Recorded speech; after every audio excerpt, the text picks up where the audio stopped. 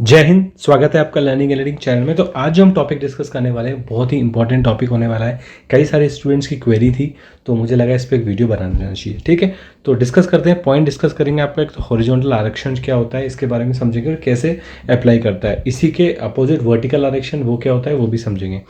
Backlog seats क्या होती हैं और कैसे मिलती हैं और किसे मिलती हैं ये वाली चीज़ समझेंगे। और शपथ पत्र और महत्वपूर्ण दस्तावेज जो आपको फॉर्म में एप्लीकेशन में चाहिए होंगे उनको किस तरीके से बनवाएं और क्या क्या आपको ऑनलाइन फॉर्म के समय पे चाहिए होंगे, कौन कौन से आपको डॉक्यूमेंट जो है फाइनल काउंसलिंग के टाइम पे चाहिए होंगे। ठीक है, तो वीडियो थोड़ा सा बड़ा हो सकता है, वीडियो को पूरा देखना ताकि आप कोई भी इंपॉर्टेंट पॉइंट है उसको मिस ना कर दें। ठीक है, तो फटाफट से without wasting any time start करते हैं आज का डिस्कशन। पहला पॉइंट हम डिस्कस करने वाले हैं बैकलॉग सीट्स को लेके। ठीक है, देखो बैकलॉग सीट्स में क्या होता है कि आपका सपोज फॉर एग्जांपल मान के चलो, नॉर्मली कैटेगरी में ये ज़्यादातर होता है। आप मान के चलो कि जनरल में तो ऐसा होता नहीं है कि अगर आपकी सीट्स बच जाएं।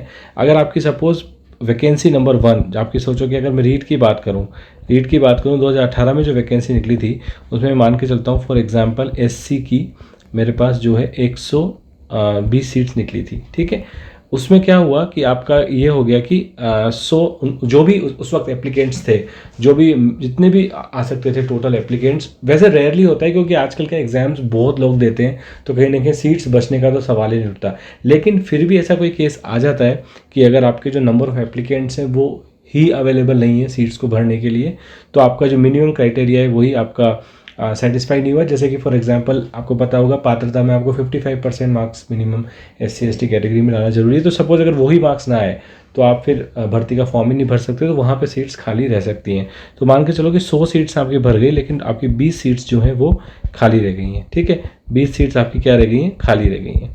अब क्या होगा, ये 20 सीट्स जाएंगी आपकी कहलाती हैं बैकलॉग। ये आपका कहलाता है बैकलॉग। और ये बैकलॉग किसके लिए होगा, नेक्स्ट वैकेंसी के लिए, नेक्स्ट जब भी वैकेंसी आएगी। तो अब वैकेंसी आई है 2021 में, तो ये जो 20 सीटें ये आ गई हैं आपके बैकलॉग में। सबसे बड़ी बात आपको ध्यान रखनी है कि ऐसा कभी भी नहीं होगा कि अगर 20 सीटें SC में बच गई तो ST वाले को या OBC वाले को इसमें मौका मिल जाएगा सिलेक्शन करने का। ये नहीं होता है। जो रिजर्व सीट होती है वो उन कैटेगरी की कैंडिडेट्स के लिए रिजर्व होती हैं और दूसरे कैटेगरी के कैंडिडेट्स में पार्टिसिपेट नहीं कर सकते, इसीलिए वो सीटें क्या हो जाती हैं, बैकलॉग हो जाती हैं। अब 2021 में होगा नॉर्मली क्या कि आपकी टोटल वैकेंसी आएगी वो वैकेंसी आपकी बैकलॉग जुड़ के आती है। ठीक है, तो वो बैकलॉग जुड़ के आपकी टोटल वैकेंसी आएगी। और आपको ये ध्यान रखना है जो बैकलॉग की जो वैकेंसी होगी वो बैकलॉग की वैकेंसी जिस कैटेगरी की वैकेंसी छूटी थी, SC की छूटी थी, तो यहाँ पे केवल SC का कैंडिडेट ही उसके लिए एलिजिबल होगा। अब यहाँ भी नई वैकेंसी में भी किसी और कैटेगरी का स्टूडेंट उसमें अप्लाई नहीं कर सकता। ये आपको ध्यान रखना है, ये बहुत इंपॉर्टेंट इन्फॉर्मेशन है बैकलॉग सीट्स के लिए। ठीक है, तो ये कैटेगरी टू कैटेगरी ही वेरी करती है। अगर SC का कैटेगरी की बैकलॉग सीट्स है तो SC का कैटेगरी वाला ही अप्लाई करेगा, ST की बैकलॉग है तो ST वाला अप्लाई करेगा। ठीक है, जनरल में तो जनरली बैकलॉग सीट्स आपकी होती नहीं है, फिर भी अगर हैं तो जनरल में भी सेम चीज़ ही आपकी अप्लाई करने वाली है। ठीक है, तो ये बात होगी बैकलॉग सीट्स की। इसके अलावा भी आपको कोई और डाउट है तो मेरे कमेंट सेक्शन में आप पूछ सकते हो। अब आ जाते हैं बात, हमारा जो आरक्षण वाला नोटिफिकेशन में प्रावधान दिया हुआ है 12.2 में आपका पूरा आरक्षण समझाया हुआ है कि आरक्षण किसको मिलेगा, कितना मिलेगा। जो स्पेशल कैटेगरी है खिलाड़ियों वाली, भूतपूर्व सैनिक वाली, डिवोर्सी, विडो, सारे आपका इसमें दे रखा है। और ये तो आपका नॉर्मल जनरल आरक्षण है। महिलाओं के लिए आपको यहाँ पे आरक्षण क्लियरली दिया हुआ है। महिलाओं के आरक्षण में एक ये जो टर्म एक यूज़ की गई हॉरिजॉन्टल रूप से आरक्षण दिया जाएगा, इसको हम थोड़ा सा डिटेल में समझ लेंगे क्योंकि यहाँ पे आपको थोड़ा सा कन्फ्यूजन हो सकता है। लेकिन इस टॉपिक को समझने के लिए पहले हमको हॉरिजॉन्टल आरक्षण होता क्या है और वर्टिकल आरक्षण होता क्या है इसी को समझना पड़ेगा। ठीक है, तो फिलहाल अगर आप देखोगे हमारे जो संविधान के हिसाब से जो हमारा आरक्षण है वो हमारा SC का आरक्षण है 15%। ठीक है, ST का आरक्षण है हमारा 7.5% और OBC MBC का मिला के आरक्षण है मेरा कितना, 27%। और मेरा इसका अपना EWS का मेरा आरक्षण हो जाता है कितना, 10%। ये अभी करंटली हमारे संविधान में आरक्षण की सुविधा है। ये है आपका वर्टिकल आरक्षण। इसमें फिर स्पेशल कैटेगरीज होती हैं हर कैटेगरी में, जैसे कि महिला कैटेगरी हुई या विकलांग कैटेगरी हुई, इसके बारे में आपका डिस्कस करेंगे वो कैसे होती है। ठीक है, तो हॉरिजॉन्टल आरक्षण में क्या होता है, हॉरिजॉन्टल वर्टिकल में यहाँ पर अलग अलग बना के समझाता हूँ आपको। हॉरिजॉन्टल आरक्षण में क्या होता है कि जितना आरक्षण आपको दिया है हुआ है, अगर SC कैटेगरी का 15%, अगर मान के चलता हूँ फॉर एग्जाम्पल 100 सीट्स हैं, ठीक है, टोटल 100 सीट्स हैं, तो आपकी SC को कितनी मिल जाएंगी, 15 सीट्स हो जाएंगी रिजर्व, ST की 7.5 सीट रिजर्व हो जाएंगी, OBC की 27 हो जाएंगी, EWS को 10 सीट रिजर्व जाएंगी और बची जो आपकी लगभग कितनी, लगभग आपकी 40 सीट बच गई, वो आपकी किसको हो जाएंगी, जनरल कैटेगरी में आ जाएंगी। ठीक है, यहाँ पे जो मैं वर्ड यूज़ कर रहा हूँ ना जनरल, ये बहुत इंपॉर्टेंट हो जाता है। ठीक है, ये है जनरल कैटेगरी में आ जाएंगे। अब क्या होता है हॉरिजॉन्टल में, ये होता है कि 15 सीट्स अगर आपको हैं तो 15 ही सीट्स आपको जो है उस कैटेगरी में मिलेंगी। अगर 15 सीट्स एससी की डिफाइन है कि अगर 100 में से 15 सीट्स देनी है, तो चाहे वो स्टूडेंट हाईएस्ट मार्क्स लेके आया हो, अगर 15 टॉप 100 में अगर 15 स्टूडेंट एससी कैटेगरी के आगे, तो 16वें को रिजर्वेशन नहीं मिलेगा। ये होता है हॉरिजॉन्टल। एक बार फिर से मैं आपको इसको, जब महिलाओं का बात आएगी तो मैं एक बार फिर से समझाऊंगा। वर्टिकल में क्या होता है, वर्टिकल में भी कॉन्सेप्ट तो यही है, 15 यहाँ हो गए, अगर मैं 100 सीटें मानूँ, 7.5 यहाँ, 27 ओबीसी की, 10 इसकी और 40 यहाँ पे जो ये 40 है, इसको जनरल ना कह के अनरिजर्व कहा जाता है। अनरिजर्व का मतलब क्या होता है कि ये रिजर्व नहीं है। जैसे कि फॉर एग्जांपल हमारा जो जैसे ट्रेन में रिजर्वेशन होता है, तो आपका एक रिजर्वेशन वाला डब्बा होता है, यहाँ पे पता है आपको कि इस पे इसको बैठना है, उसको बैठना है। वो एक तरीके से वर्टिकल रिजर्वेशन का बहुत अच्छा एग्जाम्पल है। आप चाहो, आपने रिजर्वेशन है, आप चाहो तो रिजर्वेशन में बैठो, आप चाहो तो अनरिजर्व में भी जाके बैठ सकते हो, आपको कोई रोकने वाला नहीं। वो टिकट आपका अनरिजर्व कैटेगरी में भी वैलिड होगा। ठीक है, अगर आपके पास है तो।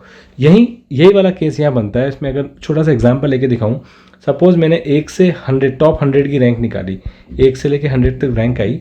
उस रैंक में मेरे पास 15 बच्चे जो हैं एससी कैटेगरी के हैं।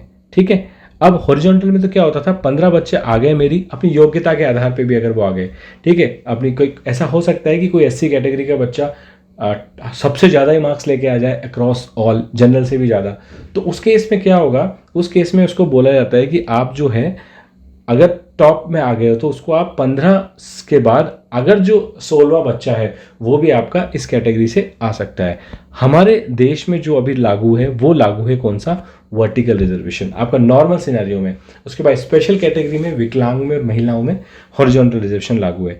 इसमें होता क्या है कि योग्यता से अगर आपकी जो है सीट आ रही है, तो उसके बाद क्या होगा कि आपको जो अगर 15 सीट आ गई तो उसमें चांसेस हैं कि वो 15 के अलावा भी एससी का बच्चा 16 या 17 बच्चे भी आ सकते हैं। वो कैसे कि अगर योग्यता के आधार पे सोचो कि एक एससी का बच्चा है, वो हाईएस्ट मार्क्स लेके आ गया, ठीक है, तो उसकी तो यहाँ पे अनरिजर्व कैटेगरी में भी वो अपनी सीट्स कर सकता है। तो ऐसा हो सकता है कि एससी का बच्चा अनरिजर्व कैटेगरी में अपना ले ले, और यहाँ पे आपकी जो है बाकी जो 15 बच्चे हैं या बाकी जो बच्चे हैं वो लोग आपके अनरिजर्व कैटेगरी से लेके एससी कैटेगरी में आ जाए। मतलब फॉर एग्जांपल अगर आपको समझना है तो जैसे कि मेरा यहाँ पे एक स्टूडेंट है जो 140 नंबर लेके आया, हाईएस्ट नंबर लेके आया है, इसको मैं एससी कैटेगरी में डालूंगा तो ये एससी कैटेगरी से, अनरिजर्व कैटेगरी से सीट पिकअप कर लेगा।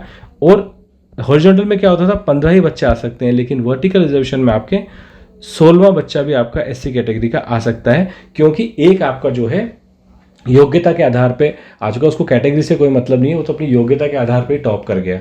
ठीक है, उसको रिजर्वेशन का कोई मतलब यूज़ ही नहीं है, क्योंकि उसने वैसे ही वो टॉप मार्क्स लेके आया, तो उसको रिजर्वेशन का कोई फायदे की जरूरत नहीं है। इसलिए उसको ना मिलके बाकी 15 बच्चों को मिल जाएगा, तो एससी के टोटल कितने हो गए, 16 बच्चे हो गए। लेकिन हॉरिजॉन्टल में क्या हो रहा था, हॉरिजॉन्टल में 15 आते ही आपका काम खत्म हो जा रहा था, आप 16वां बच्चा नहीं ले सकते। अब महिलाओं के लिए जो रिजर्वेशन है, मैंने आपको बताया था, यहाँ पे आपका जो राजस्थान में है वो महिलाओं के लिए 30% जो रिजर्वेशन है वो किसके लिए दिया गया है, महिलाओं के लिए हॉरिजॉन्टली दिया गया है। उसको समझते हैं कि वो क्या होता है। जैसे फॉर एग्जांपल मैंने आपको बताया था कि हॉरिजॉन्टल में अगर 100 सीट्स हैं टोटल, तो मेरा क्या बैठता है, आपका मेरा टोटल बैठता है कि 15 सीट्स मेरी एससी कैटेगरी की, 7.5 मेरी एसटी कैटेगरी की, 27 मेरी ओबीसी कैटेगरी की, 10 ईडब्ल्यूएस की, 40 मेरी क्या होगी, जनरल की होगी। ठीक है, ठीक है। इसमें से क्या है, अगर मैं देखूं तो मेल फीमेल का 30% है। अगर मैं 1/3 भी पकड़ लूँ लगभग, तो मेरी 10 सीट हो गई यहाँ और 5 हो गई फीमेल की। 7.5 में देखो तो 5 2.5, यहाँ मैं देखता हूँ 18 9, मैं 1/3 मान रहा हूँ सीधा कैलकुलेशन के लिए। 30% करोगे तो पॉइंट्स में आपका आ जाएंगी सीट्स। ठीक है, यहाँ देखूंगा तो ये हो जाएगा 7 और 3, यहाँ पे मेरा हो जाएगा 27 और 13। अब ये जो फीमेल की सीट्स आई हैं, इनमें क्या है, हॉरिजॉन्टल रिजर्वेशन है। हॉरिजॉन्टल रिजर्वेशन कैसे है कि अगर एससी कैटेगरी की 5 सीट्स मेरे पास हैं महिलाओं की, तो फिर मेरे पास 5 सीटों में से अगर कोई योग्यता के आधार पे भी आ गया तो भी वो काउंट किया जाएगा। सपोज ऐसा हो गया कि एक स्टूडेंट जो है योग्यता के आधार पे, एक टॉपर जो है योग्यता के आधार पे फर्स्ट रैंक आ गई उसकी, वो एससी कैटेगरी की है, तो अब केवल 4 को ही उस आरक्षण का फ़ायदा मिल पाएगा, उसको आरक्षण का फ़ायदा नहीं मिलेगा। तो यानी कि टोटल नंबर जो है वो 5 ही हो सकता है, उससे ज़्यादा नहीं हो सकता। तो ये फिक्स है, जो नंबर है वही रहेगा। ये होता है आपका हॉरिजॉन्टल रिजर्वेशन, जो आपका महिलाओं के लिए वैलिड है आपकी इस पर्टिकुलर वैकेंसी में, आरईट 2021 में। होप आपको ये हॉरिजॉन्टल वाला कॉन्सेप्ट समझ में आ गया होगा। एक बार फिर बता देता हूँ, हॉरिजॉन्टल में होता क्या है, जितनी आपका रिजर्वेशन है उससे आपको सीटें ज़्यादा नहीं मिल सकती किसी भी कंडीशन में, चाहे आप उस कैटेगरी का बच्चा योग्यता के आधार पे आया हो, चाहे वो रिजर्वेशन का फ़ायदा उठा के, रिजर्वेशन का एडवांटेज लेके उसका सिलेक्शन हुआ हो। लेकिन 5 अगर सीट्स फिक्स हैं तो 5 ही होंगी, फिर छठे को उसका फ़ायदा नहीं मिलेगा। ठीक है। हाँ, ये एक हो सकता है कि अगर सोचो कि 5 आपकी रिजर्व्ड हैं लेकिन 4 ही आपकी सेलेक्ट हो पाई, उस केस में क्या किया जाता है, उस केस में आपका ये किया जाता है कि अगर 4 ही एप्लीकेबल हैं तो फिर आपका जो लास्ट जो मेल कैंडिडेट्स होता है उसको, मेल कैंडिडेट्स को हटा के फीमेल कैंडिडेट को एक दे दिया जाता है, ताकि +1 करके वो 5 आपका पूरा हो जाए उसका कोटा। लेकिन 5 से ज़्यादा नहीं हो सकता, 5 आपका जो है मैक्सिमम कोटा होना भी चाहिए, 5 आपको देनी ही पड़ेंगी।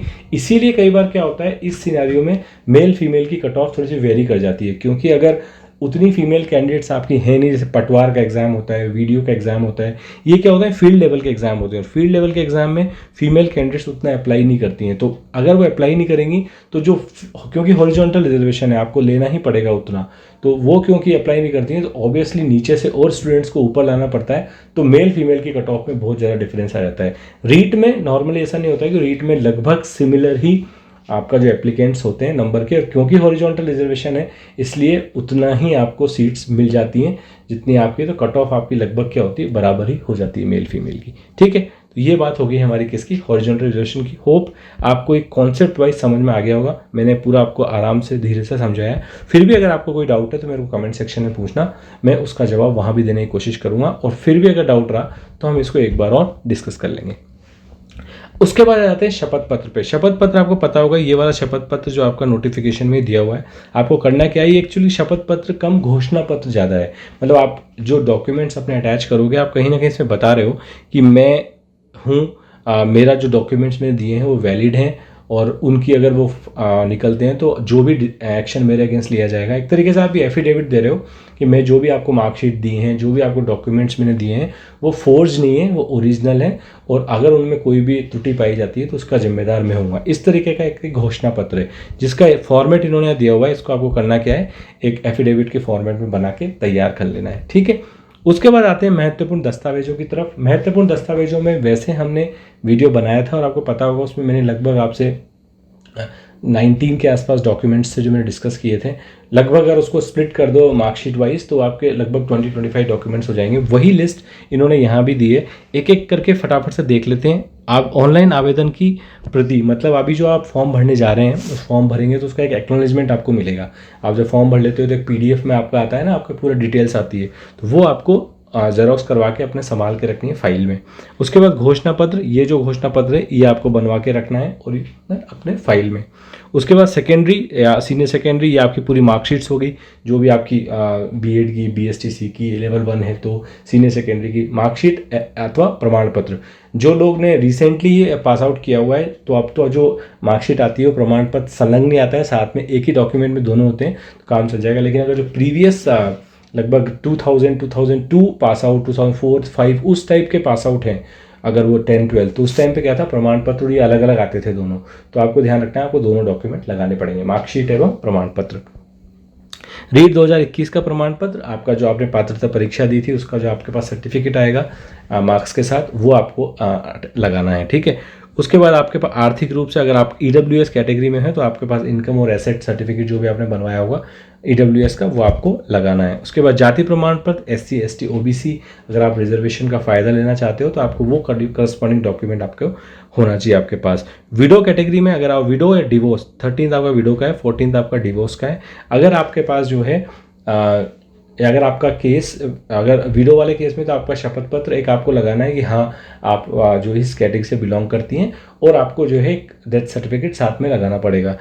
जो आपका डिवोर्स वाला कैटेगरी है उसमें आपको या तो आप न्यायालय से अगर आपको डिग्री मिल चुकी है तो डिग्री की कॉपी लगानी पड़ेगी, लेकिन अगर आपका केस ऑनगोइंग है और तो आपको फिर न्यायालय की जो आपकी केस की कॉपी और एक शपथ पत्र आपको उसके साथ लगाना पड़ेगा। ठीक है।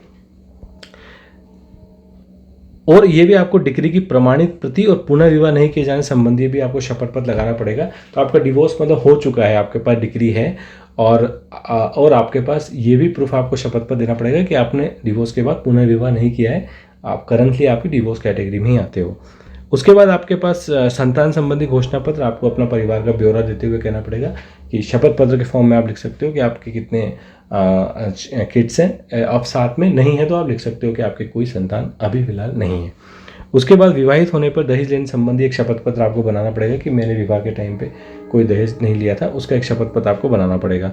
भूतपूर्व सैनिक स्पेशल कैटेगरी में आपको रिजर्वेशन मिलता है, उसके लिए आपको जो करस्पॉन्डिंग डॉक्यूमेंटेशन है वो रेडी रखनी पड़ेगी। खिलाड़ी वाले में जो स्पेशल कैटेगरी होती है उसमें भी आपको, अगर आप किसी जो उसमें दिया हुआ है रिजर्वेशन वाली कैटेगरी में आप देख लो, किसी भी एशियाई गेम्स में या किसी में आपने पार्टिसिपेट किया है, आपके पास कोई सर्टिफिकेट है, तो उसकी कॉपी आपको यहाँ पे लगानी पड़ेगी अगर आपको उस कैटेगरी से, स्पेशल कैटेगरी से रिजर्वेशन चाहिए तो। उसके बाद ये आपको आपका दिव्यांगजन, यानी कि वही आपका जो, अगर विकलांग वाली कैटेगरी में, आप फिजिकल हैंडीकैप वाली कैटेगरी में अगर आप अप्लाई करना चाहते हो तो करस्पॉन्डिंग कैटेगरी का आपके पास सर्टिफिकेट होना चाहिए। पुलिस का सत्यापन और आपका जो मेडिकल सर्टिफिकेट आपका होना चाहिए। पुलिस सत्यापन नॉर्मली फॉर्मेट होती है, आप जाके पुलिस किसी भी आपके जो लोकल पुलिस स्टेशन से जाके सत्यापन करवा सकते हो कि आपके ऊपर लीगल कोई केस नहीं है, और आपका जो है एक तरीके से वो कैरेक्टर सर्टिफिकेट होता है कि आपका उस लीगली फॉर्म में आपका कैरेक्टर जो है क्लीन है। एक कैरेक्टर सर्टिफिकेट अपना कॉलेज वाला तो होता ही है, तो वो आपका यहाँ पे वैलिड रहेगा, वो चल जाएगा, ठीक है। उसके बाद अगर आपका जो है, अगर आप किसी जॉब में ऑलरेडी हो गवर्नमेंट की, तो वहाँ पे आपका कार्यरत होने का आपको जो अनापत्ति प्रमाण पत्र यानी कि एनओसी आपको लेनी पड़ेगी डिपार्टमेंट से, कि अगर आप सपोज आप करस्पॉन्डिंग राजस्थान के किसी और डिपार्टमेंट में काम कर रहे हो, जैसे कि आप बिजली विभाग में हो या रोडवेज़ में हो, वहाँ से आप शिफ्ट कर रहे हो, तो रोडवेज से आपको एक एनओसी लेनी पड़ेगी कि आप जो है इस एग्ज़ाम में सेलेक्ट होने के आपके जाने की आपका इच्छा है, तो वहाँ से आपको नो ऑब्जेक्शन सर्टिफिकेट इशू कराना पड़ेगा। अन्य आवश्यक दस्तावेज, लगभग सारे दस्तावेज यहाँ हो चुके हैं। इसके अलावा आपका नॉर्मली अगर आपके पास कोई और डॉक्यूमेंट, जैसे कोई डॉक्यूमेंट आप पर नहीं अवेलेबल है, आपका कुछ त्रुटि है किसी डॉक्यूमेंट में, मार्कशीट में कोई डिफरेंस है, कुछ है, तो उसके करस्पॉन्डिंग मैंने आपको बताया था, आप एक शपथ पत्र उस पर्टिकुलर चीज़ को, जैसे कि फॉर एग्जांपल आपके नाम में स्पेलिंग मिस्टेक है मार्कशीट में, लेकिन आपको ओरिजिनल आपका नाम है आधार कार्ड में, डॉक्यूमेंट में वो डिफरेंट है, तो आप उसके लिए भी एक शपथ पत्र बनवा सकते हो कि मेरा नाम जो है डिग्री में गलत आ गया था, और एक एप्लीकेशन आप अपने कॉलेज को देके उसको रेक्टिफाई की एप्लीकेशन भी लगा सकते हो। अगर रेक्टिफाई हो जाता है ठीक है, नहीं तो आप शपथ पत्र के साथ उसको बता सकते हो कि, और ये सब डॉक्यूमेंट जो होंगे आपके काम कब आने वाले हैं, आपकी काउंसलिंग के टाइम पे। अभी ऑनलाइन में तो आपके पास केवल डॉक्यूमेंट जो आपका पात्रता प्रमाण पत्र है, यानी कि आपका जो रीट का प्रमाण पत्र है, वो आपको काम आने वाला है, जो कि अभी लगभग आपको मिला नहीं, लेकिन वो आपको जल्दी मिल जाएगा, तो वो आपका। और उसके बाद आपका जो कास्ट सर्टिफिकेट है, ठीक है, कास्ट सर्टिफिकेट यानी कि आपका EWS है तो EWS का सर्टिफिकेट, SC ST कैटेगरी है तो उसका भी सर्टिफिकेट, तो SC ST OBC या फिर आपको EWS कैटेगरी का सर्टिफिकेट है तो वो भी आपको ध्यान रखना है। एक आपको यहाँ पे ध्यान रखना है, आपका जो ग्रेजुएशन की अगर मार्कशीट्स और आपकी BEd वगैरह की अगर लेवल 2 के लिए अप्लाई कर रहे हो, लेवल 1 के लिए अप्लाई कर रहे हो, तो आपका BSTC की मार्कशीट, तो ये आपके पास होना चाहिए। ये मिनिमम डॉक्यूमेंटेशन है जो आपको फॉर्म के टाइम पे चाहिए होगी। बाकी तो आप जो बना के रख सकते हो, वो आपको जो है अप्लाई आप उसमें बाद में रख सकते हो फाइल को, काउंसलिंग के टाइम पे वो आपके सारे सर्टिफिकेट जो आपकी फाइल काम आने वाली है, ठीक है। एक इंपॉर्टेंट पॉइंट मैं आपके साथ शेयर करना चाह रहा था, अगर आपको पता हो तो मैंने आपको बताया था कि अगर आपने रीट में अपनी कैटेगरी जो आप जब फॉर्म भरा था तो आपने कैटेगरी जनरल भर दी है, और आज अगर आपकी कैटेगरी चेंज हो गई है तो आप इस फॉर्म में अपनी नई कैटेगरी भर सकते हो, यानी कि आपकी करंट कैटेगरी आप इसमें भर सकते हो, आपको कोई दिक्कत नहीं है इसमें। आपका अगर आपकी कैटेगरी बन चुकी है, सर्टिफिकेट आपके पास अवेलेबल है, और सर्टिफिकेट आपका जो है 6 महीने का होना चाहिए, 6 महीने पहले का होना चाहिए, यानी कि आपने रिसेंटली बनाया हुआ, अगर आपकी रिसेंटली कैटेगरी चेंज हुई है तो आप कर सकते हो। EWS वाले सिनारियो में ये बहुत ज़्यादा वैलिड है, क्योंकि EWS is the new category introduce by the government. So हो सकता है कि आपका फॉर्म आपने जब भरा हो तब आपका EWS का सर्टिफिकेट ना हो, और अब आपके पास EWS का सर्टिफिकेट हो।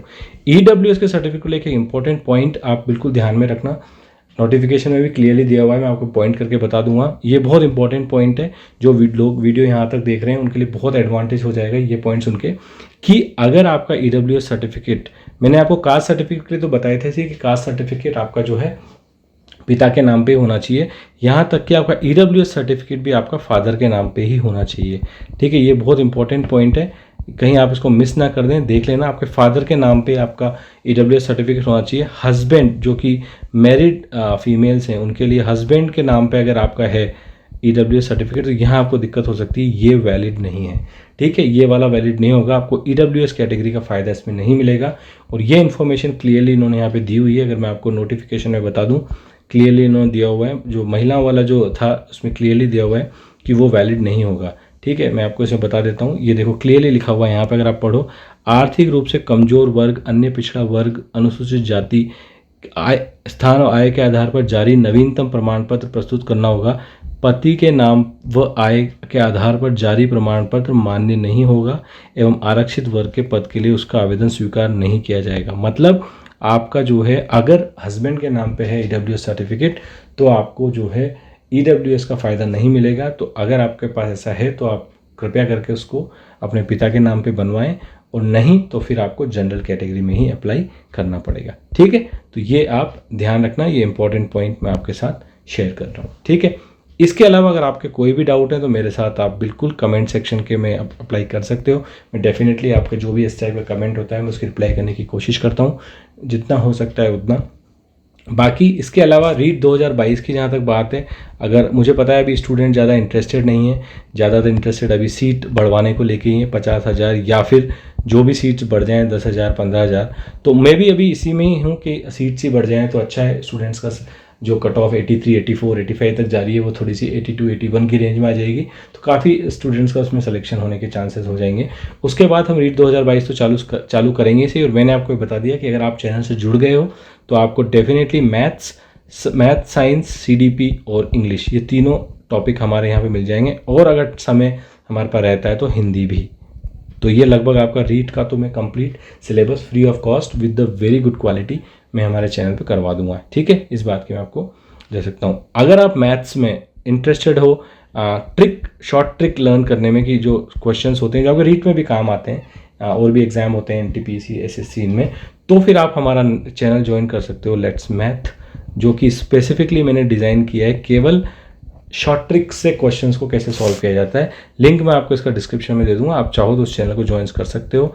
कुछ डेमो वीडियो मैंने वहाँ पे ऑलरेडी डाले हुए हैं, और भी वीडियो मैं उसमें स्टार्ट करूँगा बनाना।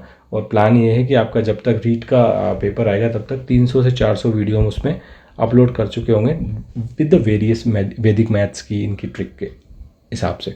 ठीक है, तो होप आपको ये कंटेंट समझ में आया होगा। वीडियो हमारा काफ़ी बड़ा हो गया, लेकिन मैं चाहता था कि इस वीडियो में आपके साथ लगभग सारी इन्फॉर्मेशन शेयर कर ली जाए।